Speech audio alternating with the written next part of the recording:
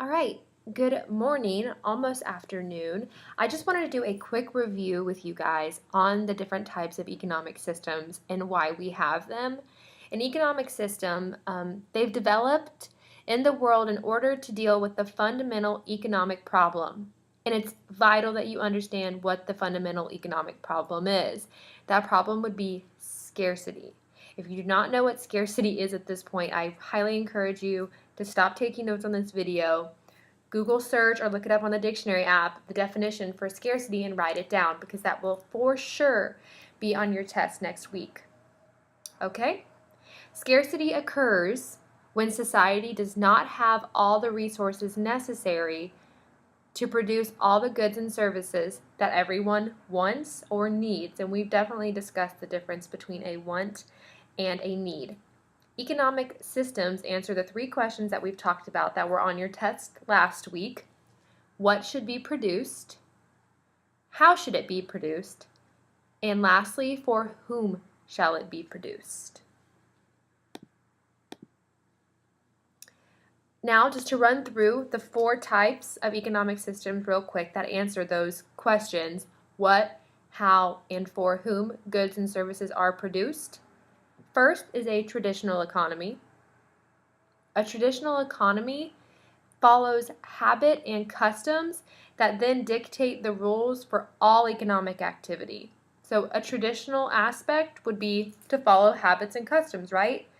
Think of it an example. If you have a family member who's very traditional, they are routine, they don't go out of the box very often. That's exactly what a traditional economy is. They stick to what they know. Second would be a command economy. A command economy occurs when government controls the factors of production. And we've talked about the factors of production before. Capital, entrepreneurship, land, and labor. So in a command economy, all of those factors of production are controlled by the government. Now, a market economy is a combination of buyers and sellers acting in their personal interest in order to control the factors of production.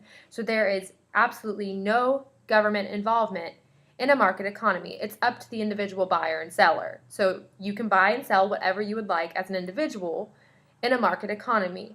The United States would be an example of a market economy.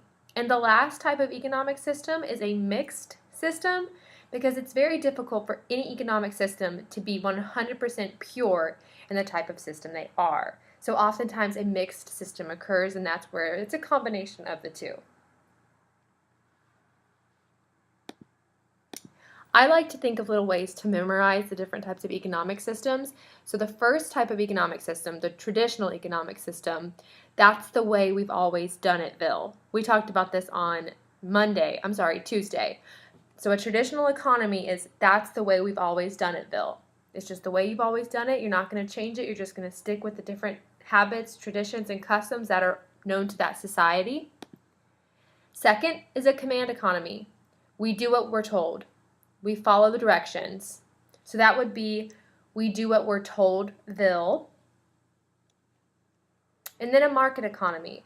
A market economy, make as much as we want and buy as much as we want, Ville. Because in a market economy, you're free to do whatever you please. There's no one controlling your choices.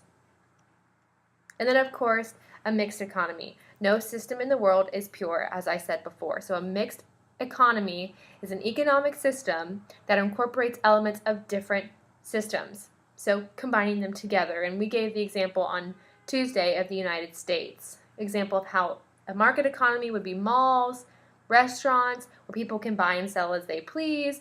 A command economy, we do have labor laws, there are minimum wage laws, and a traditional economy. We do have blue laws. The most common example of that is Chick-fil-A. Because of their traditions and cultural values, they are closed on Sundays. So that would be